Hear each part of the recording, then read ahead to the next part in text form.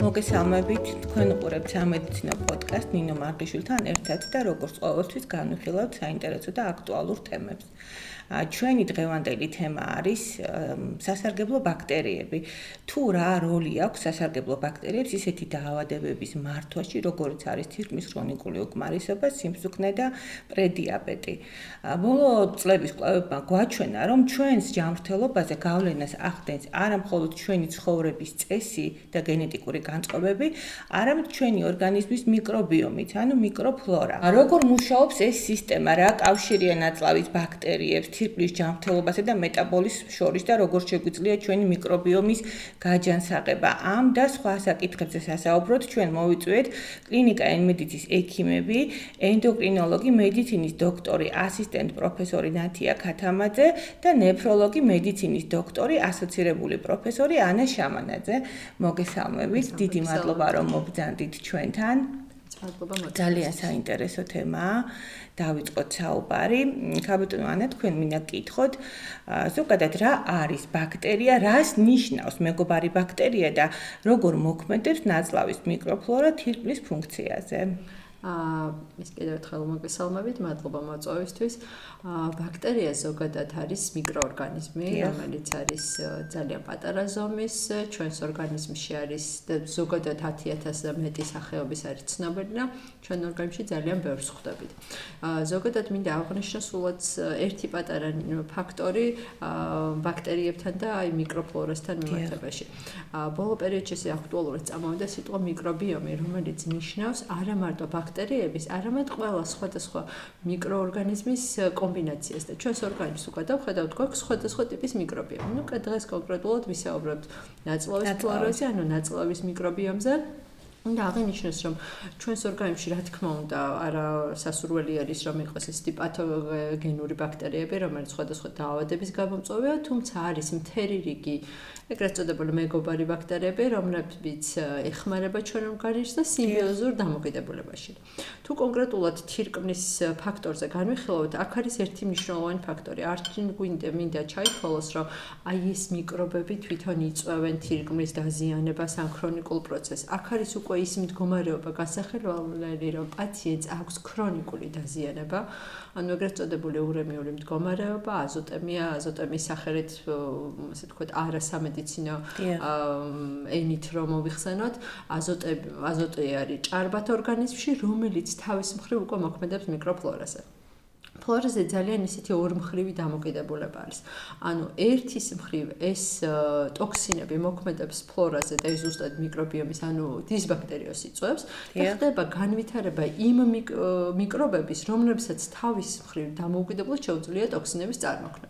ანუ გამოდის, რომ რაღაცა მომენტში შეიძლება რაღაცა ეტაპზე გაღრმავდეს კიდევაც ურემია, თუმცა არ მინდა რომ კიდევ ვიმეორებ, ეს იყოს პირდაპირ მნიშვნელობით აღქმული, რომ არ ნიშნავს, რომ ყველას ვისაც აქვს თქვათ მაღალი აზოტი, ყველას ვითარდება ერთი დისბაქტერიოზი და მეორე ყველასთან არის. ანუ ცოტა ესეთი საფრთხილო საკითხები, რომელსაც სჭირდება დეტალურად, ასე ვთქვათ, გავლა, რომ რაღაცა დასკვნოთ და რა თქმა უნდა სამკურნალო ღონისძიებებიც შემდგომ ჩავატაროთ. გასაგებია და სასარგებლო ბაქტერიასთან დაკავშირებით? სასარგებლო არის ის ბაქტერიები, ანუ როგორც აღვნიშნეთ, ჩვენს ორგანიზმში ბაქტერიები სიმბიოზურ დამოკიდებულებაში. და ეს სიმბიოზურ დამოკიდებულებაში, რომელიც არის ეს არის სასარგებლო ბაქტერიები. ანუ როგორც ჩვენგან თქვათ იგივე რაღაცა გარკვეულ საკვებ ენერგიის წყაროთ ართავ და საკვებს იღებენ, ასევე მათგან ანუ არის რაღაცა გარკვეული ვიტამინების წარმოქმნაში გვეხმარება, მინერალების, ამიტომაც გამოდის, რომ თანაცხოვრებაში ვართ, ასე ვთქვათ. ზუსტად ამიტომაც ვეძახით ესეთი სიმბიოზურ დამოკიდებულებას და პარალელურად კიდე ერთი მნიშვნელოვანი ფაქტორი არის. საერთოდ ეს ნაწლავის მიკროფლორა ცალკე ორგანოდაც კი აღექმება ბოლო პერიოდში და თქვენ ვერ წარმოიდგენთ, რამდენად მნიშვნელოვანი არის არა მარტო ნეფროლოგიური თვალსაზრისით, ანუ თირკმლის მხრივ. ფაქტიურად დღესდღეობით ყველა ორგანოთა სისტემასთან კავშირი მოიძებნა. თუ ადრე იყო მაინც მეტად გასტროინტესტინალურ ტრაქტზე, ანუ საჭმლის მომავალ ტრაქტზე, ეხლა ფაქტიურად ყველა ალერგიული რეაქცია, იმუნური პასუხი, ვიცით რომ იმუნური სისტემის ძალიან დიდი ნაწილი ნაწლავებში გაალაგებული, შესაბამისად უკვე ფაქტიურად ყველა რგოლზე რაღაცა გარკვეული ეფექტი შესაბამისად საკმაოდ დაამძიმებს დისკის ქრონიკულ დაავადებასა თუ ეს დისბაქტერიოზი განვითარდა. კი ბატონო, გასაგებია ქალბატონათი თქვენ მინდა გითხოთ, როგორ მოქმედებს ნაწლავის მიკრობიომი მეტაბოლიზმზე და ინსულინ რეზისტენტობაზე? ბატონო, მადლობა მოწვევისთვის და მგონი ვეხებით ისეთ თემას, რომელიც აბსოლუტურად ყველასთან გარკვეულწილად რაღაც კავშირშია. მეტაბოლური დარღვევები, რაც გულისხმობს სიმსუქნეს, ჭარბწონას, ინსულინ რეზისტენტობას მეტად გავრცელებულია და დღეს შეიძლება ვთქვათ, რომ ინსულინ რეზისტენტობამ, რომელიც პრედიაბეტად განიხილება, ლამის პანდემიის სახე მიიღო. ანუ ყოველი მეორე ადამიანი, მოდით ესე ვიტყვით დაავადებულია, მაგრამ აღინიშნება ინსულინ რეზისტენტობა. განვმარტოთ რა არის ინსულინ რეზისტენტობა. ინსულინ რეზისტენტობა ეს არის გარკვეულწილად აღქმული როგორც დიაბეტის წინარე მდგომარეობა. ამ დროს ხშირად ინსულინ რეზისტენტობა კავშირში არის ჭარბწონასთან და სიმსუქნესთან, თუმცა რომელს იწვევს ეს ძალიან რთული სათქმელია. როგორც წესი, ჭარბწონის და სიმსუქნის დროს იმატებს ინსულინ რეზისტენტობა და ინსულინ რეზისტენტობა თავის მხრივ შეიძლება იწვევდეს ჭარბწონას და სიმსუქნეს. ეს არის ინსულინის პათოლოგიური წარმოქმნა, ჭარბი წარმოქმნა პანკრეასის მიერ. პანკრეასი არის ის ორგანო, რომელიც პასუხისმგებელია ინსულინის წარმოქმნაზე, ერთადერთი ორგანო. და საქმე იმაშია, რომ მიუხედავად იმისა, რომ პანკრეასი ძალიან კარგად ფუნქციონირებს, ხშირ შემთხვევაში პირიქით ზედოზირებულად წარმოქმნის კიდეც ინსულინს, უჯრედების მიერ, სადაც ინსულინის აღქმა უნდა ხდებოდეს და ინსულინი გლუკოზასთან ერთად გადადიოდეს უჯრედში, გარკვეულწილად არის რეცეპტორების რეზისტენტობა განვითარებული, ანუ რეცეპტორები, რომელიც უჯრედის ზედაპირზე არის, ასე ვთქვათ, წარმოდგენილი, ვერ ცნობენ ინსულინს. შესაბამისად, ინსულინის ძირითადი ფუნქცია, ანუ გლუკოზის გადატანა უჯრედში ვერ ხდება. პრედიაბეტად განიხილება ინსულინ რეზისტენტობა გარკვეული ეტაპი, როდესაც შაქრის ნორმალური მაჩვენებელი ნარჩუნდება, თუმცა გარკვეული პერიოდის შემდეგ, თუ ჩვენ ამაში აქტიურად არ ჩავერევით და ცოტა მოგვიანებით განვმარტოთ კიდეც რას ნიშნავს აქტიური ჩარევა, აუცილებლად განვითარდება შაქრიანი დიაბეტი ტიპი 2. შაქრიანი დიაბეტი ტიპი 2 თავის მხრივ ძალიან რთული პრობლემაა, თუმცა თუ მივხედავთ, თუ ესე ვთქვათ, მართავთ აბსოლუტურად მართვადია, მაგრამ ყოველთვის ჯობია რომ მოვახდინოთ მისი პრევენცია. პრევენცია ტიპი 2 შაქრიანი დიაბეტის არის სრულად შესაძლებელი. ვინაიდან ის განიხილება ესევე როგორც მეტაბოლური დარღვევა. ინსულინ რეზისტენტობის მართვა გულისხმობს პირველ რიგში დიეტას, პირველ რიგში სწორყვებას, შესაბამის ფიზიკურ აქტივობას, აქ ვთქვათ 1-2 სიტყვა ფიზიკურ აქტივობაზე, დღეს მოწოდებულია, რომ საერთოდაც არ არის აუცილებელი მძიმე ფიზიკური დატვირთვა, არ არის აუცილებელი სპორტ დარბაზებში აქტიური, ესე ვთქვათ, ფიზიკური დატვირთვის ჩატარება. საკმარისია დღის განმავლობაში 30 წუთი გადაბმულად ფეხით ცოტა სწრაფი სიარული. ანუ კვირაში 150 წუთამდე თუ კი ჩვენ ამას ვაკეთებთ, ჩავთვალოთ, რომ ჩვენ შესაბამის ფიზიკურ აქტივობას ვიღებთ. რაც შეეხება დიეტას, დიეტა არ გულისხმობს განსაკუთრებულ აკრძალვებს. რა თქმა უნდა, ჩვენი საკვები ვიცით, რომ შედგება ნახშირწყლებისგან, ცილებისგან და ცხიმებისგან, გარკვეული პროპორცია უნდა იყოს დაცული და კვება ხშირ შემთხვევაში უნდა იყოს ბალანსირებული. რას ნიშნავს ეს? ჩვენი საკვები უნდა შეიცავდეს გარკვეული რაოდენობით ნახშირწყალსაც, ცილასაც და ცხიმსაც. თუმცა არ უნდა მოხდეს ჭარბი ულუფებით საკვების მიღება, არ უნდა მოხდეს ესე ვთქვათ გვიან საკვების მიღება და ის ნახშირწყალიც კი რომელიც ხშირ შემთხვევაში გონია რომ აკრძალულია, მცირე რაოდენობით ყოველთვის დასაშვებია ხოლმე. თუ საქმე გვაქვს ჭარბწონასთან და სიმსუქნესთან, ამ შემთხვევაში რა თქმა უნდა ვამცირებთ კალორიას, ძირითადად ეს ხდება ნახშირწყლების, ანუ მარტივი ნახშირწყლების, იგივე შაქრის და შაქრის შემცველი პროდუქტების შეზღუდვით. თეთრი პურიც ამაში მოიაზრე. თეთრი პურიც, დიახ, ანუ თეთრი პური როგორც ასეთი არ იკრძალება, თუმცა სასურველია რომ მინიმალურამდე, დიახ. აქვე უნდა გავითვალისწინოთ, რომ ხშირად პაციენტებს, ვისაც აღენიშნება ინსულინ რეზისტენტობა, ჭარბიწონა, სიმსუქნე, აქვთ ხოლმე გარკვეული საკვები პროდუქტების მიმართ აუტანლობა. აი თქვენ თეთრი პური ახსენეთ, შეიძლება თეთრ პურში შედიოდეს და შედის ხოლმე გლუტენი, რომლის აუტანლობაც ხშირად შეიძლება დისკომფორტის გამომწვევი იყოს, იგივე შებერილობა, ყაბზობა, დიარეა და ასე შემდეგ. ამიტომ არ არსებობს ერთიანი დიეტის რეკომენდაცია, ანუ ერთიანი, რომელსაც ინდივიდუალურად ხდება ყველა ადამიანთან დაკავშირებით. ჩვეულის გათვალისწინებით, ეს არ არის, ანუ არ უნდა იყოს დიეტა სტრესული ადამიანისთვის. ანუ წარმოიდგინეთ ადამიანი, რომელიც ვერ მიირთმევს უბრალოდ გარკვეულ საკვებ პროდუქტს და ჩვენ ვაიძულებთ მას რომ ეს კარგია და თქვენ ეს უნდა მიირთვათ. ეს ხშირ შემთხვევაში იმდენად სტრესულია, რომ პირიქით უარეს შედეგს ვიღებთ. სტრესი ასოცირებულია კორტიზოლის მატებასთან. კორტიზოლის მატება ასოცირებულია სიმსუქნის დამძიმებასთან. და ვართ მუდმივად მანკიერ წრეში. კი ბატონო, გასაგებია. ანუ ფსიქოლოგის ჩართვაზე რა აზრის ხართ ამ პროცესებში? ზოგადად საჭიროა მსგავსი? ესეთი მიდგომა გვაქვს რეალურად პაციენტი, რომელიც არის მზად იმისთვის, რომ მან გადადგას ნაბიჯი ინსულინ რეზისტენტობის შესამცირებლად, წონის შესამცირებლად, მე ვფიქრობ, რომ ის უკვე თავის თავთან იმდენად მუშაობს, რომ ფსიქოლოგის ჩართვა აღარ სჭირდება, თუმცა არის ხოლმე ხშირად შემთხვევები, როდესაც ჩვენ ფსიქოლოგს მივმართავთ დახმარებისთვის, იმიტომ რომ უბრალოდ პაციენტი და ადამიანი ვერ უმკლავდება იმ სტრესს, რომელიც შეიძლება ძალიან კარგად იცის, თუმცა მასთან გამკლავება მისთვის არის ძალიან რთული. ამიტომ ფსიქოლოგის ჩართვა, როდესაც საჭიროა, ყოველთვის ძალიან კარგია, თუმცა აი პაციენტის, აი მთელი აი ენდოკრინოლოგის და პაციენტის ურთიერთობიდან გამომდინარე, პაციენტი აკეთებს ალბათ საქმის 95%-ს. ანუ ძალიან დიდ ნაწილს აკეთებს პაციენტი, თუმცა თუ ის დამოუკიდებლად ამას ვერ შვება, რა თქმა უნდა, მაშინ ფსიქოლოგი ჩაერთვება. კი ბატონო, დიდი მადლობა, ძალიან კარგი პასუხი იყო. მადლობა ამ პასუხისთვის და აქვე ჩაგეკითხებით. აი ეს მიკრობიომი რა გავლენას ახდენს საერთოდ ამ პრედიაბეტის ჩამოყალიბებაზე? ახდენს რამე გავლენას?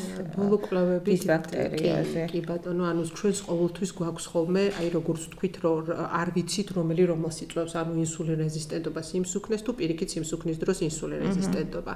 აღმოჩნდა, რომ თუნდაც დიაბეტის მკურნალობაში, პრედიაბეტის მკურნალობაში, ინსულინ რეზისტენტობის მკურნალობაში უნდა ვეძებოთ პათოგენეში მიზეზი. ანუ რატომ მოხდა ამის განვითარება? ყოველთვის შეიძლება რაღაცა საწყისი მიზეზი იყოს, რომელსაც ბოლომდე კარგად ვერ პოულობთ.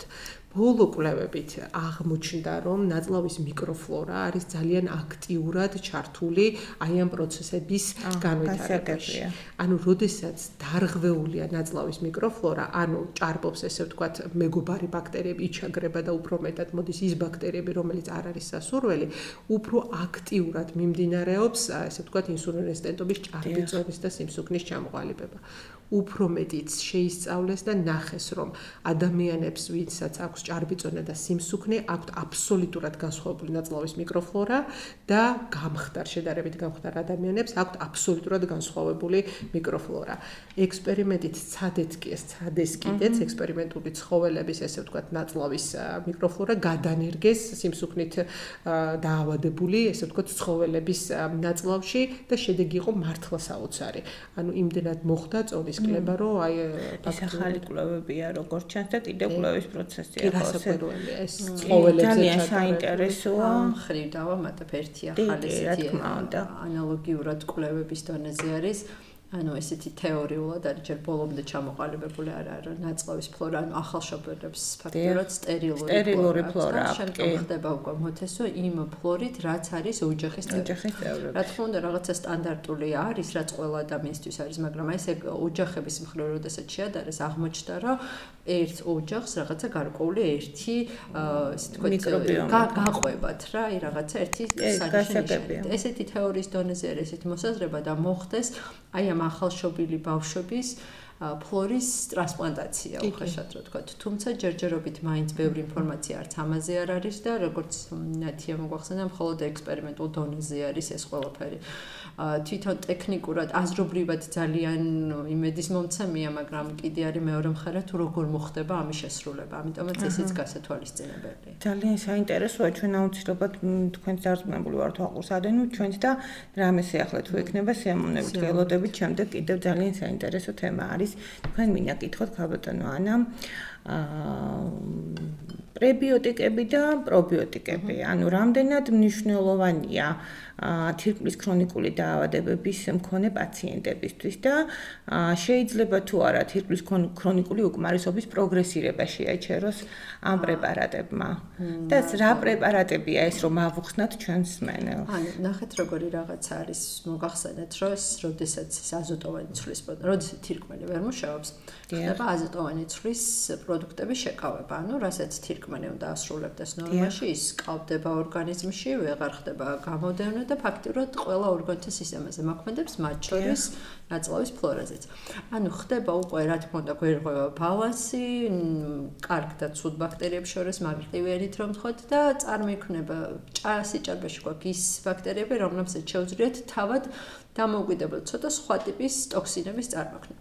რა თქმა უნდა, საერთოდ მთავარი პრობლემა ნეფროლოგიაში, ერთ-ერთი მთავარი პრობლემა, რაც გვაქვს, რომ არ გვაქვს ესეთი მოწოდებული მედიკამენტი, აი ამ ურემეული მდგომარეობისთვის. ანუ რო ვთქვათ, რომ დავაფიქსირეთ, ვთქვათ, თუნდაც მაღალი კრეატინი, ნიაშადონი, ამისთვის წამალს ვერ ვნიშნავთ. ამიტომაც ჩვენთვის ყველანაირი პრევენციული ღონისძიება არის მისასალმებელი. მათ შორის პრებიოტიკები და პრობიოტიკები. არა მარტო ეს, მეცაც გეტყვით, ჯანსაღი ცხოვრების წესი, აი ნათლისმე საკვებით ძალიან მნიშვნელოვანია ორი ფაქტორი. ჯანსაღი ცხოვრების წესი ზოგ შემთხვევაში ნეფროლოგისთვის წამალსაც კი უტოლდება იმდენად მნიშვნელოვანია. ხრას გულისხმობთ ამაში და რა თქმა უნდა, რაღაცა მომენტში განსაკუთრებით პრებიოტიკების ფაქტორი არის გასათვალისწინებელი ამ თერაპიაში. პირველი უმარელო დიეტას მნიშვნელობთ ყოველთვის და მეორე ბოჭკოვანი საკვები. მაგრამ აქაც გვაქვს ძალიან დიდი შეზღუდვა. იცით როგორ არის ეს ურემია არის დროში პროგრესირებადი დაავადება და შესაბამისად მეტი და მეტი ტოქსინი წარმოიქმნება. ამიტომაც ცოტა ერთი ცალსახა პასუხის გაცემა, როდის როგორი თერაპია არის ცოტა რთულია, ინდივიდუალური მიდგომა უნდა და რაც უფრო ღრმა უკმარისობა სამწუხაროდ მეტი შეზღუდვები გვაქვს. რატო ამახვილებთ ყურადღებას ნაწლავის ფლორაზე, იგივე პრობიოტიკებზე, თირკმლის უკმარისობის დროს. ანუ რა ხდება, რაც უფრო პროგრესირებს დაავადება, ჩვენ პაციენტებს მით უფრო მეტი შეზღუდვა გვაქვს და ერთ-ერთი მთავარი შეზღუდვა არის ბოჭკოვან საკვებზე. ბოჭკოვანი საკვები თუ არ მიიღო, რომელიც ჯანსაღი ცხოვრების ნაწილი არის, ასე ვთქვათ, გამოდის, რომ ზუსტად წამობა ის ბაქტერიები, რომლებსაც უფრო მეტად შეუძლიათ ცილოვანი პროდუქტების დაშლა და შესაბამისად უფრო მეტი ურემიული ტოქსინების წარმოქმნა. ამიტომაც ვამბობთ, რომ პრობიოტიკებს, საერთოდ ბევრი კვლევებით მოწოდებული არის, რომ პრობიოტიკების დაწევა მიღება მოხდეს საშუალო ხარისხის უკმარისობის დროსაც, ზუსტად იმისთვის, რომ როგორმე გადავაბადოთ პროგრესირება. თუმცა ერთი ფაქტორია ძალიან აღსანიშნავი. ჩვენ პაციენტებში არ ინიშნება სტანდარტული თერაპია.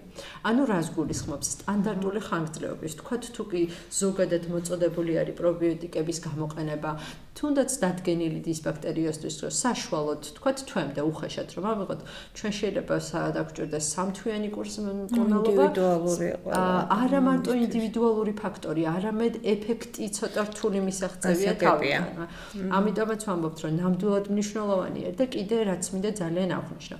აი ტერმინალურ უკმარისობას ამბობთ, რომ ამ ფრაზას ნაკლებად ხმარობთ, მაგრამ თქვათ ფაქტიურად პრედიალიზის პერიოდში ჩვენ პაციენტებს აქვთ ძალიან მრავალმხრივი კლინიკური და არასპეციფიური ნიშნები. საერთოდ ზოგადად მიღებულია, რომ მათი სიცოცხლის ხარისხი არის ძალიან დაბალი. შესაბამისად, თუნდაც ის ერთი ფაქტორი, როგორიც არის ნაწლავების მხრივ, ანუ გასტროინტესტინალური ტრაქტი, საჭმლის მომნელებელი ტრაქტის მხრივ კლინიკური ნიშნების შემსუბუქება, თუნდაც აი ამ პრობიოტიკებით ძალიან დიდ ეფექტს გვაძლევს. ბევრად უფრო მეტ ეფექტს, ვიდრე შეიძლება ეს მივიღოთ ზოგად პოპულაციაში. ამიტომაც აი ამ როგორ გითხრათ, აი განსაკუთრებული კატეგორია არის, ასე ვთქვათ, ეს პაციენტები, რომლებსაც ნამდვილად სრულიად სხვანაირი მიდგომები ჭირდებათ. ამიტომაც ბევრს ვლაპარაკობთ თუნდაც ჯანსაღ ცხოვრების წესზე, თუნდაც პრობიოტიკებზე და იმ პრევენციულ ღონისძიებებზე, რაც შეიძლება გქონდეს. დიდი მადლობა. ძალიან კარგი პასუხი იყო ქაბატონათია თქვენ მინდა გითხოთ. ნაწლავის ბაქტერიების მიერ გამომუშავებული ნივთიერებები, მაგალითად ცხიმოვანი მჟავები. როგორ მოქმედებს სისხლში შაქრის დონეზე? თქვენ ალბათ გულისხმობთ მოკლე ჯაჭვიან ცხიმოვან მჟავებს, ეს არის ნივთიერებები, ზოგადად რატომ არის ბაქტერიები, აი ეს პრობიოტიკები ძალიან მნიშვნელოვანი, იმიტომ რომ ითვლება, რომ ისინი და მათ მიერ გამომუშავებული პროდუქტები შეიძლება მოგვევლინოს ეგრეთ წოდებულ ანტიოქსიდანტებად. ორგანიზმში ხშირად გვაქვს ოქსიდაციური სტრესი. ოქსიდაციური სტრესი ნორმალურ მდგომარეობაში და ნორმალური განვითარებისთვის არის აუცილებელი, იმიტომ რომ გარკვეული ბალანსი უნდა დავუცვათ თუნდაც რაღაც უჯრედების წარმოქმნასა და მათ განადგურებას შორის. ეს რო ასე არ იყოს, ნორმალური ზრდა-განვითარება ვერ იქნებოდა. თუმცა, როდესაც ჩვენ გარედან ვიღებთ დაბინძურებულ და ცხოვრობთ თქვათ დაბინძურებულ გარემოში, ვიკვებებით ხშირად არაჯანსაღი საკვებით და ამის გაკონტროლება ძალიან რთულია, ორგანიზმში მეტი ოქსიდაციური სტრესია. ხშირად აი ამ პრობიოტიკების მიერ გამომუშავებული პროდუქტები და გამომუშავებული ნივთიერებები ასრულებს ანტიოქსიდანტების თვისებას. ანუ ყველანაირად მიმართულია იმისკენ, რომ აი ეს მავნე ნივთიერებები, რომელსაც ჩვენ თუნდაც დაბინძურებული გარემოთი, თუნდაც აი ესე ვთქვათ, არაჯანსაღი საკვებით ვიღებთ, რაღაცნაირად გაანეიტრალოს და უფრო მეტიც, ანუ მოხდეს მისი სრულად აბსოლუტურად ათვისება. ისე რომ ორგანიზმს ნაკლები ესე ვთქვათ ზიანი მიაჩნდეს. ანუ პრობიოტიკები აკეთებენ ეგრეთ წოდებულად, აი არსებობს ნაწლავს აქვს თავისი ბარიერი, ანუ განვლადობა და პრობიოტიკები უზრუნველყოფენ იმას, რომ არ მოხდეს აი ამ ცუდი მავნე ნივთიერებების ნაწლავის ბარიერს იქეთ გადასვლა. ანუ სისხლში გადასვლას უშლიან ხელს. შესაბამისად, ამით ამცირებენ, ჩვენ ამას ენდოტოქსემიას ვეძახით, ანუ ამცირებენ სისხლში ტოქსინების გავრცელებას. ანუ უმნიშვნელოვანესი ფაქტორია ეს, იმიტომ რომ პრობიოტიკები თავის თავზე იღებენ ამ ესე ვთქვათ მავნე ნივთიერებების ესე ვთქვათ ათვისებას და სისხლში მათ გავრცელებას ყველანაირად უშლიან ხელს. ასევე შეიძლება მოგვევლინოს ეს მოკლეჯაჭვიანი ცხიმოვანი მჟავები, რომელთა გარკვეული რაოდენობა და მათი წარმოქმნა არის ძალიან მნიშვნელოვანი, თუმცა არა ყველა მოკლეჯაჭვიანი ცხიმოვანი მჟავა. მათი დაყოფა ხდება, ზოგიერთი მათგანი არის სრულიად სასარგებლო და აუცილებელი და ხშირად, როდესაც პრობიოტიკებზე ვსაუბრობთ, სწორედ აი სასარგებლო მოკლეჯაჭვიანი ცხიმოვან მჟავებზე გვაქვს საუბარი, თუმცა არის ასევე კატეგორია, რომელიც მიეკუთვნება ეგრეთ წოდებულ მავნე ცხიმოვან მჟავებს. პრობიოტიკები ამ შემთხვევაში, რადგანაც მათ უკვე პრობიოტიკები ქვიათ, უზრუნველყოფენ კარგი თვისებების მქონე მოკლეჯაჭვიანი ცხიმოვანი მჟავების წარმოქმნას. გასაგებია, დიდი მადლობა და რომელ პრებიოტიკებს ან პრობიოტიკებს შეიძლება იყოს სასარგებლო სიმსუქნის მართვისთვის, თუ შეგვიძლია რომ ვურჩიოთ ჩვენს მანელს? კი ბატონო, ზოგადად ძალიან მარტივია პასუხი. პრობიოტიკების ყველაზე კარგად შესწავლილ შტამებს სახეობებს მიეკუთვნება ლაქტობაცილები და ბიფიდობაქტერიები. შესაბამისად, ეს ორი სახეობა თუ იქნება გამოყენებული, თუნდაც სიმსუქნის მკურნალობაში, ოღონდ რა თქმა უნდა, იქ როგორც ანი მაგნიშნა, ჩვენ სხვა დოზირება გვაქვს, იქნება ძალიან მნიშვნელოვანი, მაგრამ ვითვალისწინებთ ორ ფაქტორს. ერთი, რომ პრობიოტიკები უნდა იყოს ძალიან მაღალი ხარისხის.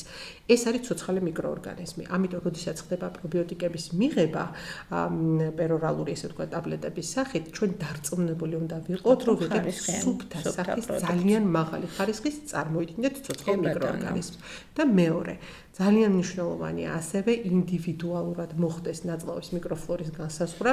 ამას დღევანდელ საქართველოს პირობებში განავლის ბაქტერიოლოგიური კვლევით ვაკეთებთ, თუმცა უფრო ესე ვთქვათ მაღალ ტექნოლოგიურ კვლევას წარმოადგენს, როდესაც პირდაპირ ხდება ესე ვთქვათ ნაწლავის ბიოტატის შესწავლა, ნაწლავის შიგთავსის შესწავლა და ეს უკვე ცოტა სხვა ის არის, თუმცა განავლის ბაქტერიოლოგიური კვლევითაც შეგვიძლია ჩვენ ვიმსჯელოთ, რომელი პრობიოტიკების ნაკლებობა გვაქვს. მარტივი მიზეზის გამო პრობიოტიკები არიან და ზოგადად ბაქტერიები ანაერობები, ანუ უჟანგბადო მოწონთ, ამიტომ რაც უფრო მსხვილი ნაწლავისკენ, ანუ დისტალური ნაწილისკენ მივდივართ, მათთვის უფრო კარგი გარემო. შესაბამისად, ბაქტერიოლოგიური კვლევა განავლის იქნება საკმარისი იმისთვის, რომ გამოვავლინოთ, რომელი ესე ვთქვათ პრობიოტიკის ნაკლებობა გვაქვს და შემდგომ მოვახდინოთ ადეკვატური უზრუნველყოფა. ლიტერატურული მონაცემების მიხედვით და ასევე მეც ეს ჩემი საყვარელი თემა ესე ვთქვათ სიმსუქნე, დიაბეტი და პრობიოტიკები აღმოჩნდა, რომ არა მარტო ევროპაში და მსოფლიოში, ასევე საქართველოში, ქართულ პოპულაციაში ხშირად სიმსუქნის დროს კარგი შედეგი აქვს ლაქტობაცილუს რამნოზუს ჯიჯი ფორმის გამოყენებას, ესეთი პრობიოტიკის სახეობას, მაგრამ მე მაინც ურჩევდი ყველას, ვისაც უნდა პრობიოტიკის მიღება, ჯერ ანალიზი გავიკეთოთ და შემდგომ ექიმთან ერთად გავსაზღვროთ რა რაოდენობით პრობიოტიკი მივიღოთ. კი ბატონო, თქვენს კლინიკაში ყველა ანალიზი კეთდება, როგორც ვიცი, ძალიან კარგი ლაბორატორია გაქვთ, თუ სურვილი გექნებათ, მიმართით ქალბატონეთით და კი ბატონო. ასევე მინდა გკითხოთ, გავრცელებულია ესეთი მოსაზრება, რომ ნაწლავის მიკრობიომი მოქმედებს შიმშილის და დანაყრების ჰორმონებზე. რამდენად ეთანხმებით თქვენ, რამდენად სწორია ეს შეხედულება და ასე არის თუ არა ნამდვილად? გულისხმობთ ალბათ ლეპტინს და გრელინს. ლეპტინი და გრელინი, დიახ. პირდაპირ გზას გამიჭირდება, რომ ვთქვა, პირდაპირად როგორ არის დაკავშირებული, თუმცა თუ გავითვალისწინებთ ისევ იმ მექანიზმებს, რა მექანიზმებითაც ესე ვთქვათ, პრობიოტიკები ჩართული არიან ინსულინ რეზისტენტობის, პრედიაბეტის და სიმსუქნის განვითარებაში, შეიძლება ესევე ვთქვათ, რომ არაპირდაპირად ისინი უზრუნველყოფენ ლეპტინის და გრელინის ბალანსის დამყარებას. ჩვენ ვიცით, რომ როდესაც სიმსუქნე და ჭარბიწონა ხდება ამ ორი ჰორმონის, ესე ვთქვათ, ბალანსის დარღვევა, უხეშად რო ვთქვათ და შესაბამისად ნამდვილად ნაწლავის მიკროფლორა, თუმცა ამას კიდევ უფრო მეტი კვლევა ჭირდება და უფრო ზუსტი მექანიზმების დადგენა, ჩართულია აი ამ ორი ჰორმონის ბალანსის დამყარებაში. დიახ. დიდი მადლობა.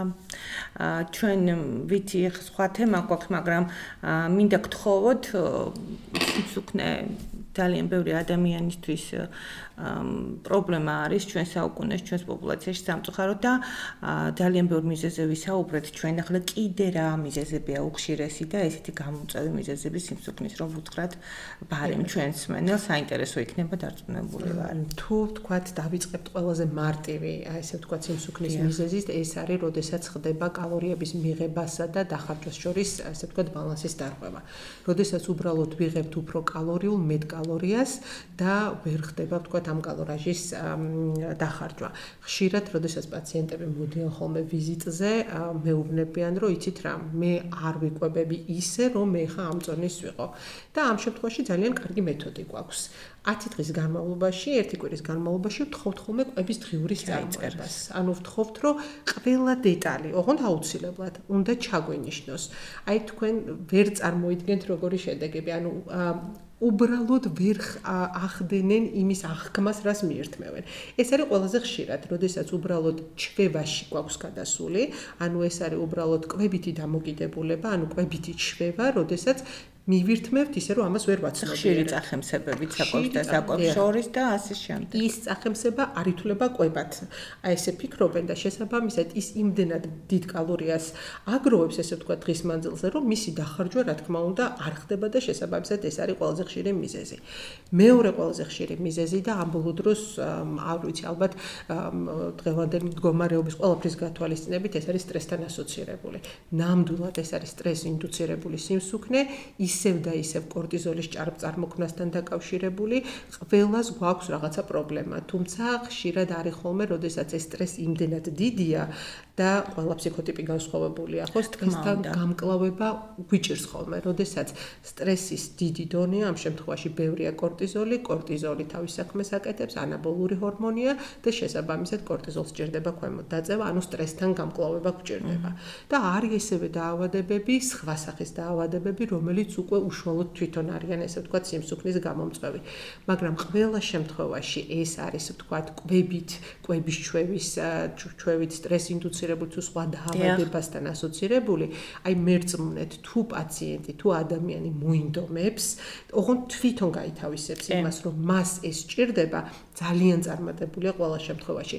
ყველანაირი მედიკამენტის დახმარების გარეშე. არის ხოლმე შემთხვევები, როდესაც მედიკამენტის გარეშე ვერაფერს ვერ ვაკეთებთ, თუმცა არის ხოლმე ბევრი შემთხვევა, როდესაც თუ ადამიანი ამას გაითავისებს, მედიკამენტის დახმარების გარეშე საოცარ შედეგებს. მედიკამენტს თქვენ გულისხმობთ მადის დამაქვეითებელს თუ მეტაბოლიზმის? ყველანაირს. ანუ პირველ რიგში გულისხმობ ინსულინ რეზისტენტობასთან საბრძოლო, ესე ვთქვათ, პრეპარატს მეტფორმინს, რომელიც არის ბიგუანიდების წარმომადგენელი, არაჩვეულებრივი პრეპარატი, დღეს არსებული უამრავი საინექციო პრეპარატები, რომელიც ალბათ ყველა მიცის, არაფერი საწინააღმდეგო არ გვაქვს, როდესაც ვხედავთ, რომ არის სხეულის მასის ინდექსი ძალიან მაღალი და რამდენჯერმე სცადა ადამიანმა და უბრალოდ მას არ გამოსდის, იგივე ანტიდეპრესანტები, რომელიც მადას აქვეითებს, ყველა ეს შეიძლება ჩაერთოს და უნდა ჩაერთოს, იმიტომ რომ ჭარბიწონა არის იმდენად ბევრი რისკის მომცემი და იმდენად ბევრი დაავადების, ესე ვთქვათ, გამაღვივებელი, რომ უნდა ავწონოთ. მაგრამ პირველ ეტაპზე ყოველთვის ურჩევთ ხოლმე, რომ მოდით აბა თქვენით იქნებ გამოგვივიდეს. ხშირ შემთხვევაში გამოდის. გამოდის. როდესაც არ გამოდის, რასაკვირველია უკვე ვერავით მედიკამენტები და დამერწმუნეთ არსენალი მედიკამენტების იმდენად დიდი გვაქვს, რომ დღეს პაციენტს სიმსუქნეს არ უნდა ეშინოდეს. ოღონდ ცოტა უნდა მოგვეხმაროს რა თქმა უნდა. დავამატებ მართალია ამასთან დაკავშირებით არ ვარ შეკრებილი, მაგრამ სიმსუქნე თავის მხრივ თირკმლის ერთ-ერთი რისკ ფაქტორად გადა თირკმლის დაზიანების და სიმსუქნე როგორც პირდაპირ, ასევე არაპირდაპირ გზით მოქმედებს. პირდაპირ შეგულისხმოთ თქვა არის ზოგიერთი ტიპის გლომერულონეფრიტებსაც კი გვაძლევს და არაპირდაპირი, რაც მთავარია, მივდივართ ინსულინ რეზისტენტობაზე, ტიპი 2 დიაბეტზე, რაც თირკმლის ქრონიკული დაავადების 40%-ზე მეტ შემთხვევაში არის გამოწვეული. ამიტომაც ძალიან ხშირად გვჭირდება ჩვენს ხოლმე თუ ჩვენ პაციენტს ჭარბი წონა აქვს იმისთვის რომ პროგრესირება ცოტათი მაინც შევაჩეროთ ვაძლევთ რეკომენდაციას რომ ენდოკრინოლოგი დაიხმაროს რომ მოხდეს ამის მართვა და გვაქვს რაღაცა გარკვეული ტესტები რომლებსაც რეკომენდაციას უწევთ და უკვე ენდოკრინოლოგებმაც კარგად იციან თქვა რა უნდა გააკეთდეს რომ ადრეულ ეტაპზე მოხდეს ამის ცვლილების დადგენა რომ ადრეული პრევენცია თირკმლისთვის ფაქტიურად კიდევ ვიმეორებ ძალიან მნიშვნელოვანი არის. გასაგებია, დიდი მადლობა, ძალიან კარგი პასუხები მივიღე, მე ჩემთვის ძალიან საინტერესო თემაა სიამოვნებით გისმენთ და დარწმუნებული ვარ ჩვენი მსმენელიც სიამოვნებით მოგისმენთ თქვენ მინათ კითხოთ გაბატონო ანა, თუ არის რაიმე საკვები პროდუქტები, რომელიც მიკრობიომის გაჯანსაღებაში ეხმარება თირკმელების დაცვასაც უზრუნველყოფს ამასთანავე. კონკრეტული. ანუ რამე სპეციფიური დიეტა თუ არსებობს თირკმლის ფუნქციური ხმარისობის დროს. თირკმლის დიეტას, მაგრამ რაოდენ გასაკვირიც არ იყოს ეს მაინც გულისხმობს მარილის შეზღუდვას ხოლმე. საკვებს რაც შეეხება, რაც უფრო მაღალი ხარისხის ურემია გვაქვს, მით უფრო რეკომენდაციას ვაძლევთ, რა თქმა უნდა, რაღაცა ეტაპამდე თუ ეს არ არის უკვე ელექტროლიტების დარღვევით, აი თუნდაც ჰიპერკალემიით გამოწვეული, რომ პირველ რიგში იყოს მეტი წილი თავიდან ბოჭკოვანი საკვები და ნაკლებად იყოს ცხოველური ცხიმები მიღებული. იმიტომ რომ ცხოველური ცხიმის და ცილის დაშლის დროს პირდაპირ უფრო მეტი რაოდენობით აზოტი გამომუშავდება, რომელიც შესაბამისად არა წესიერად მოფუნქცირება და არა ნორმალურად მოფუნქცირება თირკმლის ფონზე, უკვე ვეღარ ხდება მისი გამოყოფა. მაგრამ კიდევ ვიმეორებ, მკვეთრად გვაქვს ასე ვთქვათ დამოკიდებული დიეტა თირკმლის ფუნქციაზე. რაც უფრო ცუდი ფუნქცია გვაქვს, მით უფრო საპირისპიროსკენ გადავდივართ. ანუ მით უფრო მეტი შეზღუდვები გვაქვს და ეს შეზღუდვები ეხება როგორც ცილოვან პროდუქტს, ასევე მარილს, ასევე ეხება ცხოველურ და მცენარეულ პროდუქტებს. საკმაოდ ხშირად მოვდივართ ესეთ შეუსაბამობაში. ჩვენ პაციენტებს ხშირად აქვს თქვათ ენდოკრინული და კარდიოვასკულარული გართულებები. კარდიოლოგებს ძალიან უყვართ ეგრეთ წოდებული გულისთვის ასაღე დიეტა, რომელიც მოიცავს ხილს და ბოსტნეულს და ჩვენთვის ეს ხილი და ბოსტნეული პირიქით, აი უკვე ღრმა უკმარისობის დროს შეიძლება დამაზიანებელიც იყოს. ამიტომაც გვიწევს ხოლმე გვაქვს სპეციალური კითხვარები ჩვენი პაციენტებისთვის და იმის მიხედვით თქვათ, კიდევ ვიმეორებ, ამას ვაკეთებთ ოღონდ ღრმა უკმარისობის დროს. რა რგოლზეც უჭირს, თქვათ ვაძლევთ ფოსფორ შემოჭვალ დიეტებს, ვაძლევთ კალიუმის შემოჭვალ დიეტებს, თუმცა ძალიან ვისურვებდით, რომ მეტად შეგვძლებოდა ბოჭკოვანი საკვების გამოყენება, რომელიც პირდაპირ კავშირში არის ჯანსაღ ფლორასთან. ბოჭკოვანი საკვები მაგალითად რომ ვუთხრათ ჩვენ. კონკრეტულის დაკონკრეტება კიდე აი ბევრჯერ ავიცილესავით თითქოს, იმიტომ რომ ნახეთ როგორი ფაქტორი არის ეს ბოჭკოვანი საკვები ბევრი შეიცავს კალიუმს. და ჩვენი პაციენტებისთვის კალიუმი ძალიან ასეთი კრიტიკული არის. განსაკუთრებით არ მინდა არა სამედიცინო პერსონალი გვისმის ერთადად და ვახსენო ეს, იმიტომ რომ შეიძლება ჩაითვალოს არასწორად და მე მეტწილად ეს მიირთვან და გავუკეთოთ უარესის. ზუსტად ამის ზეზით, თორე რა თქმა უნდა ბოჭკოვანი საკვები ვიცით ახლა რომელი როგორ არის, მაგრამ ჯობია რომ არ დავუკონკრეტოთ ამ ეტაპზე. ვისაც არ აქვს თირკმლის პრობლემა, იმისთვის რომ იმათთვის ზოგადი ჯანსაღი ცხოვრების წესი, აი როგორც ნათია მას ხსენა, ჩვენთვისაც ბოლო აი გაიდლაინების დონეზეც კი შემოვიდა კვირაში 150 წუთი მსუბუქი ვარჯიში თირკმლის დაავადების პროგრესირებას აფცირებს. ამიტომაც აქ იგულისხმება და სხვათა შორის ესეც ჩვენ საკითხთან პირდაპირ კავშირში არ არის, მაგრამ ჯანსაღი ცხოვრების წესში თამბაქოს ძალიან გადამჭრელი მნიშვნელობა აქვს, გადამწყვეტი მნიშვნელობა აქვს თირკმლისთვის. ამიტომაც აუცილებლად უნდა შეწყვეტონ მოწევა, გადავიდნენ მეტწილად მცენარეულ საკვებზე, ეს არის ადრეულზე და ჯანსაღი ცხოვრების წესზე, მაგრამ კიდევ ვიმეორებ ურემიის მხარეს, ანუ კიდე მარტო კრეატინით არ მივდივართ, უფრო GFR-ით, ანუ გორგლოვანი ფილტრაციის სიჩქარის მიხედვით უნდა მოხდეს დიეტის შერჩევა. გასაგებია, ანუ ინდივიდუალურია უნდა მიაკითხონ ექიმს და უნდა ექიმი შეორჩიოს. ეს ნუტრიციოლოგია ხო ახლა ძალიან აქტუალური არის და ცალკე არის კიდე უკვე თირკმის უკმარისობიანი პაციენტებისთვის. არის შემთხვევები პაციენტებმა შეიძლება მიუხედავად აი ამ დიეტისა, ბევრჯერ მოგმართონ კითხვებით, რომ აი კონკრეტული საკვები გვეჭმევა თუ არა, რა დონით გვეჭმევა, რა რაოდენობით, ამიტომაც ხშირად არის რომ მათთან ერთად რეგულარულად გავდივართ აი ამ კვების საკითხებსაც, რომ არ ვაბნოთ მის ორგანიზმს ზუსტად იმის გამო, რომ თითქოს და ჯანსაღი საკვები მიიღო, მაგრამ ამ დროს თირკმელი ვერ მუშაობს და რაღაც ეტაპზე უარესიც კი გავუკეთოთ განსაკუთრებით ელექტროლიტული დისბალანსის თვალსაზრისით. გასაგებია, დიდი მადლობა თირკმლის ქრონიკული უკმარისობის სამწუხაროდ გართულების შემთხვევაში. შემდეგ პაციენტის კურნალობის ერთ-ერთი მეთოდი დიალიზი გრჩება, ხო? და ანუ შემდეგ გადანერგვა თუ აი დიალიზის შესახებ რა არის ეს, რამდენად მავნეა ორგანიზმისთვის, რამდენი ხანი შეიძლება პაციენტი იყოს დიალიზზე და რა გართულებებს და რისკებს შეიცავს ჩვენ ცხოვრებისთვის, რომ გითხრათ. დიალიზი ეს არის ეგრეთ წოდებული თირკმის ჩანაცვლებითი თერაპია, ანუ ძალიან მარტივი ენით რო ვთქვათ, აპარატი ასრულებს თირკმის ფუნქციას. ანუ რა ხდება? ხდება რაღაცა ურემიული ტოქსინების მექანიკურად მოშორება. საერთოდ ძალიან საინტერესო ფაქტია, რომ ფაქტიურად ძალიან გვიჭირს კი ექიმურ დონეზე რაღაც გარკვეულ ფაქტორებს აღნიშნოთ, მაგრამ დიალიზის აბსოლუტური უკუჩვენების დასახელება ძალიან გვიჭირს ხოლმე.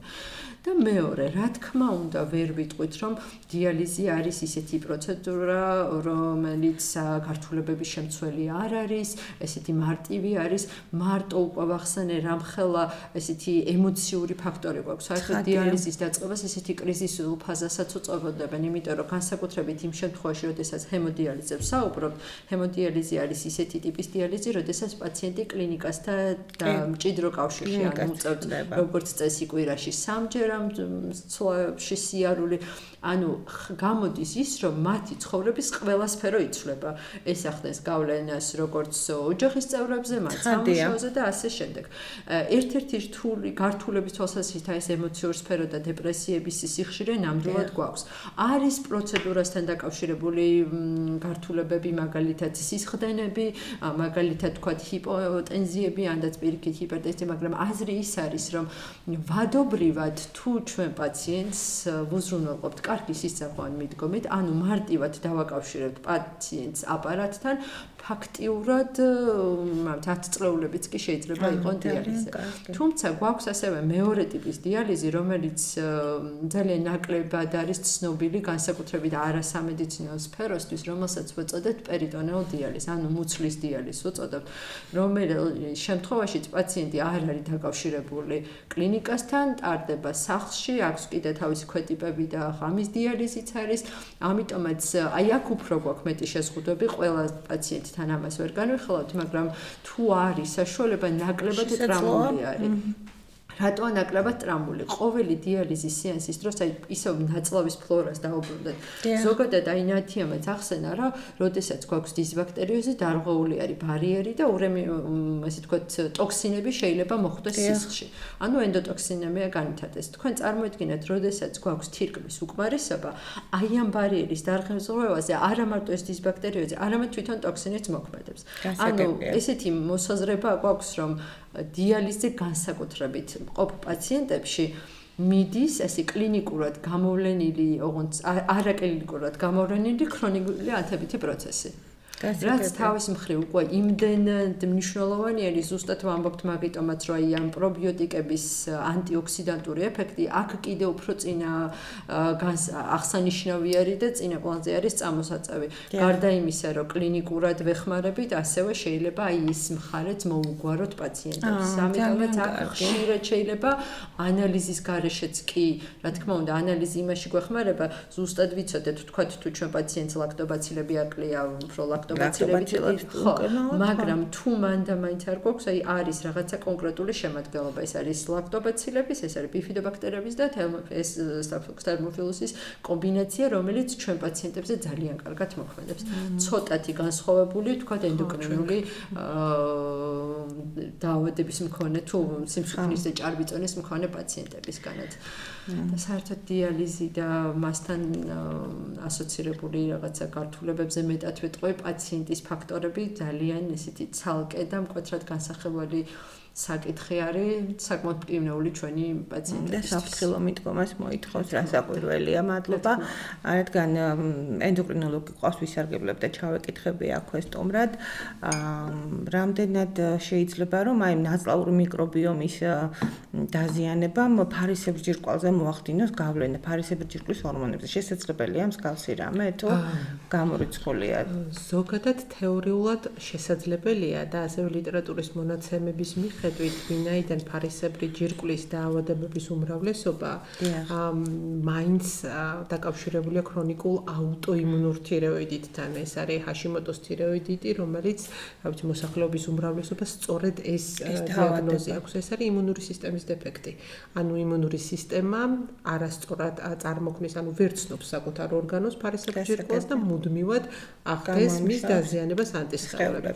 თუ ჩავთვლით იმას, რომ პრობიოტიკები ჩართული არიან გარკვეული წილად იმუნური სისტემის მოდულაციაში, ახლა ვერ ვიტყვით, რომ აი განსაკუთრებულ მოდულაციას აკეთებენ, თუმცა მაინც იმუნური სისტემის გარკვეულ რეგულაციაში ჩართული არიან, რატომაც არა. ანუ თუ კი ნაწლავის ფლორა იქნება გამართული, პრობიოტიკები იქნება საკმარისი რაოდენობით, ეს აუტოაგრესია, რასაც ფარისებრი ჯირკვლის მიმართ ახორციელებს იმუნური სისტემა, შესაძლებელია თეორიის დონეზე დაიწიოს და თუნდაც გამოიხატოს იმაში, რომ პაციენტს დაჭირდეს ნაკლები დოზით თიროქსინის მიღება.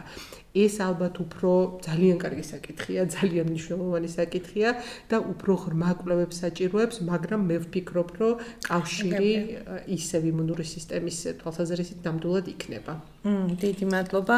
აქვე კითხავთ, თუ შესაძლებელია მადის დაწევა ნაწლავის მიკროფლორის მოწესრიგებით. შესაძლებელია ესეთი რაღაცა, რომ თქვათ, თუ არის დისბალანსი, მოვიწესრიგოთ ნაწლავური მიკროფლორა და ამის შედეგად მადის დაქვეითება.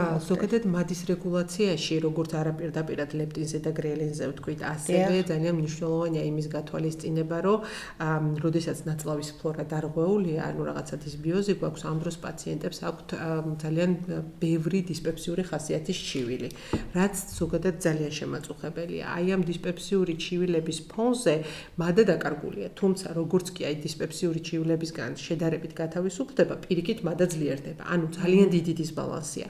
თუ კი ნაწლავის ფლორა მოწესრიგდება და რეალურად ამ დისპეპსიური ჩივილებისგან და ეს ნამდვილად ხდება, ესე იმიტომ რომ პირდაპირ კავშირშია გათავისუფლდება ადამიანი, უფრო სწორად მოახდენს დანაყრების და შიმშილის შეგრძნების, ესე ვთქვათ, დარეგულირებას და უფრო სწორად მოახდენს საკვების მიღებას. არ მოხდება, ვთქვათ, საკვების მიღება ღამის საათებში, ან ისეთ საათებში, როდესაც უფრო მეტად, ესე ვთქვათ, ხდება ცხიმის სახით დამარაგება, ესე ვთქვათ, საკვების. შესაბამისად, მე ვფიქრობ, რომ ნაწლავის ფლორის მოწესრიგებით, პრობიოტიკების ადეკვატური რაოდენობის მიღებით, ნამდვილად დანაყრების და შიმშილის შეგრძნების ცენტრზეც და ალბათ აი ამ შეგრძნებაზე ძალიან დიდი დადებითი გავლენა ექნება. ბატონო, დიდი მადლობა. ჩვენ ვცვლად ვისაუბრეთ მიკრობიომის გავლენაზე, სიმსუქნეზე, პრედიაბეტთან დაკავშირებით. აქვე მინდა გკითხოთ ჩვენი მსმენელისთვის, ვისაც სურვილი ექნება, რომ მივიდეს ექიმთან, აქვს თქვა წონის პრობლემა და რა შეიძლება დახვდეს, რა ელოდება, რა სახის გამოკვლევები შესაძლოა დაჭირდეს, რომ ვუთხრათ მოკლედ შეიძლება. კი ბატონო, ანუ რას უნდა ელოდეს კლინიკაში მისვლის შემდეგ? კი ბატონო, ანუ ჩვენს ძალიან მნიშვნელოვანია და ყველაზე მნიშვნელოვანია პირველ რიგში პაციენტთან გასაუბრება. ანუ პაციენტთან დეტალური ანამნეზის შეგროვება. როგორც ოჯახური ანამნეზის, მაგრამ აი დეტალური ანამნეზის, იმიტომ რომ ხშირად ექიმებს ხოლმე დრო არ ყოფნის, რომ ყველაფერი დეტალურად გამოვიკითხოთ. სიმსუქნის შემთხვევაში და ჭარბიწონის შემთხვევაში, როგორც უკვე აღნიშნეთ, სტრესი ინდუცირებული სიმსუქნე ძალიან ხშირია. ამიტომ უნდა გავითვალისწინოთ და შედარებით მეტი დრო დაუთმოთ მსგავს პაციენტებს, იმიტომ რომ შეიძლება ისეთი დეტალი დავიჭიროთ, რომელიც ჩვენთვის არის, ესე ვთქვათ, ძალიან მნიშვნელოვანი შემდგომი ტაქტიკის გადაწყვეტაში. რა თქმა უნდა, ანამნეზის შეგროვების შემდეგ დეტალური ფიზიკალური გასინჯვა, აქ გულისხმობ არა მარტო წონის და სიმაღლის შეფასებას, ასევე წელის გარშემო მოწერილობის შეფასებას, რომელიც უმნიშვნელოვანესია, X-ტრეების შეფასებას, ჰირსუტიზმის შეფასებას, ანუ სხეულის მიდამოში თმიანობის მატების შეფასებას, ხშირად პოლიცისტური საკვერცხის სინდრომი, რომელიც არის თმიანობის და აკნეს გამომწვევი კავშირშია ინსულინ რეზისტენტობასთან და ინსულინ რეზისტენტობა პოლიცისტურ საკვერცხის სინდრომთან. ანუ ამ ყველაფრების შეფასების შემდეგ ჩვენს კლინიკაში არის საშუალება იმისა, რომ მოხდეს თავიდან ბოლომდე ჭარბი წონის და სიმსუქნის მიზეზების დადგენა. უფრო მეტად გულისხმობ აქ ლაბორატორიულ კვლევებს, რომელიც აბსოლუტურად სწორად დაგვაყენებს გზაზე. დაგვანახებს იმას, გვჭირდება თუ არა მედიკამენტოზური ჩარევა, ან რომელი მედიკამენტი გვჭირდება და ამ მედიკამენტის ინიცირებით ხომ არ დავაზიანებთ თირკმლის ფუნქციას, იმიტომ რომ ძალიან ხშირად ძალიან ბევრი მედიკამენტის დანიშვნით ჩვენ უბრალოდ ვაზიანებთ თირკმელს, ან შეიძლება უკვე გვაქვს რაღაცა საწყისი პრობლემა ღვიძლზე, ხაცხიმოვანი ჰეპატოზი ხშირად ხდება და შეიძლება გავაღრმავოთ ეს პრობლემა. ამიტომ დეტალურად უნდა მოხდეს ყველაფრის შეფასება და მხოლოდ ამის შემდეგ უკვე უნდა დაიგეგმოს მკურნალობის ტაქტიკა. კი ბატონო, ლაბორატორიული გამოკვლევები, ექიმის კონსულტაცია პირველ ეტაპზე ეს იქნება და სხვადასხვა სპეციალისტების კონსულტაცია შეიძლება დაჭერდეს. კარგი, დიდი მადლობა. თქვენ მინდა კითხოთ გაბატონანა, რა სიმპტომებს უნდა მიაქციოს პაციენტმა ყურადღება თირკმლის დაავადებებთან დაკავშირებით, რა შემთხვევაში უნდა მიმართოს ნეფროლოგს და იგივე მინდა კითხოთ, რა შეიძლება ელოდეს კლინიკაში, რა გამოკვლევები შეიძლება დაჭერდეს. ძალიან სწორი შეკითხვა დასვით, რა კლინიკური ნიშნებით. სამწუხაროდ კლინიკურ ნიშნებში ვართ ძალიან შეზღუდულები.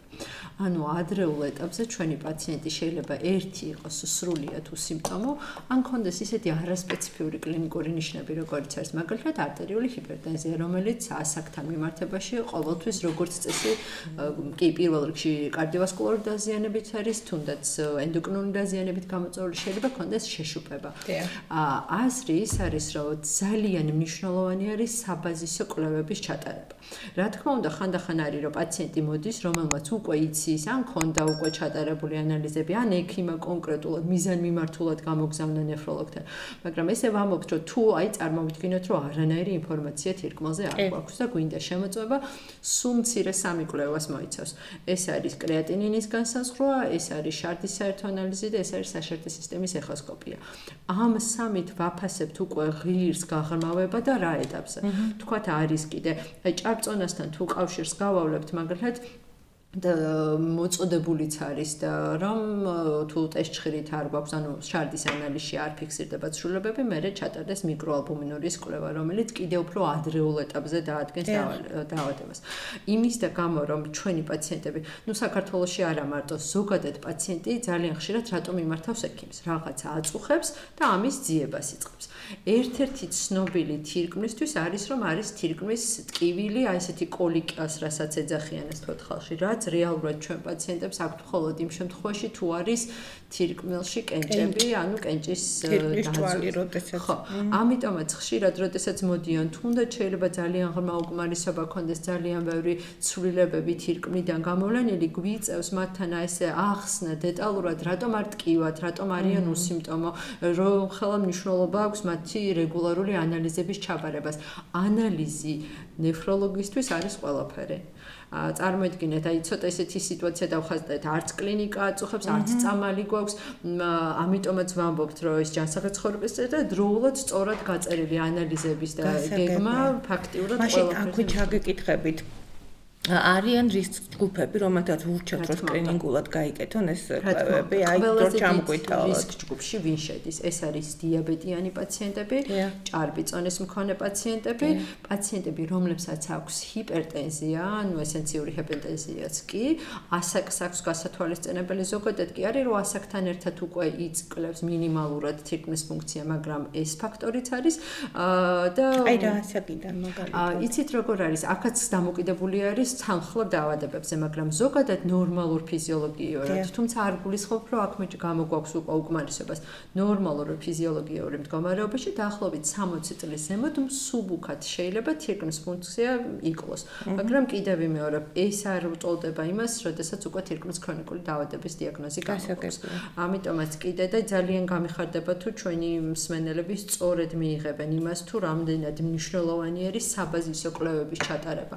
მეც გეტყვით თუ რისკ ჯგუფს განეკუთვნები იმ ჩამოთვლილს, რომელიც მოვისმინეთ. ბოლო ინფორმაციით ჩვენც კი ნეფროლოგებიც სულ ვიძახდით, მაგრამ ეხლა უფრო თამამად შეგვიძლია რომ რეკომენდაციას უწევთ სხვა ექიმებსაც კი რომ განსაზღვრონ საბაზისო ანალიზები რომ არ გამორჩეთ განსაკუთრებით ამ კატეგორიაში შედიან კარდიოლოგები და შედიან ენდოკრინოლოგები განსაკუთრებით იმიტომ რომ ჰიპერტენზია და შაქრიანი დიაბეტი ერთ-ერთი მთავარი რისკ ფაქტორები არის თირკმლის ქრონიკული დაავადების. ამიტომაც როდესაც ისინი გვეხმარებიან რომ დროულად მოხდეს ამოცნობა, ჩვენ შეგვიძლია შემდგომ რომ როგორმე მოვახდინოთ ამ დაავადების პრევენცია. და რა თქმა უნდა პრევენციის დროს ბევრად უფრო უკეთესია პროგნოზი როგორც სიცოცხლის ხანგრძლივობით ისევე ჩვენი ცხოვრების ხარისხის მიმართულებით და ამიტომ დროულად მიაკითხეთ ექიმს თუ ხართ რისკ ჯგუფში ან გაქვთ რაიმე სიმპტომები ბოლო კითხვა მინდა დავუსვა ქალბატონ ნათიას აი რამდენი კილოგრამით მეტი უნდა იყოს ადამიანი რომ საჭირო იყოს თქვა ექიმთან კონსულტაცია ეს როგორ უნდა განსაზღვროთ არის ბევრი ცხრილების სქემები, მაგრამ თქვენ გაგვინდა მოვისმინოთ. ყველაზე მარტივი ეს არის სხეულის მასის ინდექსის განსაზღვრა, BMI-ის განსაზღვრა, ეს არის წონის და სხეულის კვადრატის შეფარდება. შესაბამისად თუ BMI, ანუ სხეულის მასის ინდექსი მეტია 25-ზე, ამ შემთხვევაში უკვე ყურადღებით უნდა ვიყოთ, თუ 30-ზე მეტი ეს არის პირველი ხარისხის სიმსუქნე და აუცილებლად უნდა ჩაერთოს ენდოკრინოლოგი. ქალებზე და მამაკაცებზე ცოტა განსხვავებული მიდგომა გვაქვს, იმიტომ რომ მამაკაცებში უფრო მეტად შეიძლება კუნთოვან მასას მივაკუთვნოთ, თუმცა თუ კი BMI 25-ზე მეტია, თუ კი დატვირთული გვაქვს ანამნეზი, გვყავს პირველი რიგის ნათესავები, ტიპი 2 შაქრიანი დიაბეტით გულისხმობ დედა, მამა, ბებია, ბაბუა და ძმა დიაბეტის მქონე, ტიპი 2 დიაბეტის მქონე, რა თქმა უნდა, ნებისმიერ ასაკში თუნდაც იყოს 12, 13, 14 წლის არ აქვს მნიშვნელობა, უნდა ჩაერთოს ზოგიერთ შემთხვევაში ბავშვთა ენდოკრინოლოგი, 15 წლიდან უკვე მოზრდილთა ენდოკრინოლოგი, ზრდასრულთა ენდოკრინოლოგი, იმიტომ რომ ამ დაავადებას, ანუ სიმსუქნეს ბევრი ცუდი რაღაცის გაკეთება შეუძლია, მაგრამ ამავე დროს მისი უკუ განვითარება არის სრულად შესაძლებელი და ჩვენ შეგვიძლია სრულად ავირიდოთ თავიდან ისეთი დაავადებები, როგორიც არის ტიპი 2 შაქრიანი დიაბეტი, დისლიპიდემია, კარდიოვასკულური დაავადებები, შესაბამისად სხეულის მასის კლებით, რომელიც ძალიან რთულია, ნამდვილად ძალიან რთულია, მაგრამ ამავე დროს ძალიან მარტივია, თითქოს პარადოქსია, მაგრამ მაინც მხოლოდ და მხოლოდ როდესაც ადამიანი მოინდომებს. ანუ მან სრულად უნდა გააცნობიეროს, რასთან არის ეს ყველაფერი დაკავშირებული, ჩვენ ენდოკრინოლოგები მზად ვართ დავეხმაროთ, გვაქვს უამრავი მედიკამენტი, რომელიც დაგვეხმარება ამ საქმეში, ეს სრულად შესაძლებელია, ოღონდ რაღაცა ურთიერთშეთანხმებით, ურთიერთდანაშაულობით. უნდა იყოს სურვილი და მონდომება აუცილებლად და ერთობლივად ექიმთან ერთობლივად შესაძლებელია ძალიან კარგი შედეგის მიღწევა.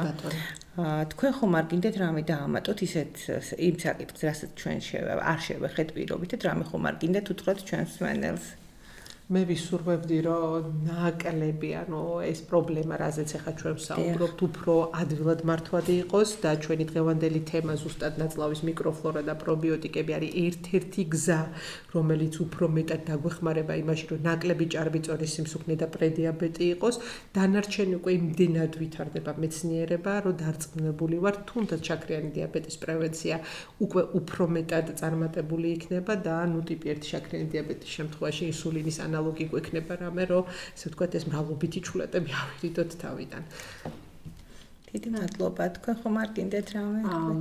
დამატების მხრივ როგორ გითხრათ, აი ძალიან მნიშვნელოვანი არის, რომ პაციენტმა სწორად გაიგონ ზუსტად ის, ესე ვთქვათ, მესიჯები, რაც ჩვენ მქონდა, რამდენად მნიშვნელოვანი არის დროული დიაგნოსტირება, რამდენად მნიშვნელოვანი არის დროულად პრევენციული ღონისძიებები და ფლორას თუ დაუკავშირდებით, კიდე გავიმეორებ, ბოლო პერიოდის განმავლობაში ცალკე ორგანოდ აღიქმება და ფაქტიურად ყველა ორგანო სისტემაზე აქვს გავლენა, ამიტომაც ძალიან ხშირად შეიძლება ზუსტად აი თითქოს და ერთის მხრივ მარტივი პრობლემის მოგვარებით, ესეთი ხელმისაწვდომი საშუალებით, როგორიც არის პრობიოტიკი, ძალიან დიდი პრობლემა, თუნდაც გასტროინტესტინალური ნიშნების შეჩერება, ალაგებაც კი მოვახდინოთ, რაც ძალიან მნიშვნელოვანი იქნება ჩვენი პაციენტებისთვის და მათი სიცოცხლის ხარისხის გასაუმჯობესებლად. ერთსაც ვიტყვით ალბათ დავასრულებთ, ეს ჩვენი ნათქვამი არ უნდა აღიქვას მსმენელმა ისე, რომ ჩვენ შეგვიძლია გავიყიდოთ ნებისმიერი პრობიოტიკი, მივიღოთ ეს პრობიოტიკი და ყველაფერი მოგვარდება. როგორც უკვე ვთქვი, პრობიოტიკების მიღება ძალიან უნდა დანიშნოს ექიმმა. ძალიან მაღალი დონის უსაფრთხო პრობიოტიკი გვჭირდება და პრობიოტიკის დანიშნოსაც თავისი წესია. გაიდლაინებშიც კი არ არის ესე მოწოდებული თერაპია, ან უნდა მოხდეს ანალიზის გაკეთება, ან რაღაცა კონკრეტული ნოზოლოგია იყოს, რომლის დროსაც დაინიშნება. ამიტომაც ნამდვილად კი ვახსენეთ, რომ ძალიან მარტივი საშუალება არის ტესტის მხრივ, მაგრამ ნამდვილად არ უნდა მოხდეს ხო უმიზეზად მიღება. ძალიან დიდი მადლობა. ძალიან საინტერესო საუბარი გამოვიდა. მე პირადად ამომწურავი პასუხები მივიღე ყველა ჩემს კითხვებზე. მადლობა რომ გვესტუმრეთ. ჩვენს მენელს კი ვეთქვი რომ კითხვები ექიმებთან შეუძლიათ დაგვიტოვონ კომენტარებში. მე დაგემშვიდობებით. მადლობა რომ გვიყურეთ. მადლობა თქვენ. მადლობა.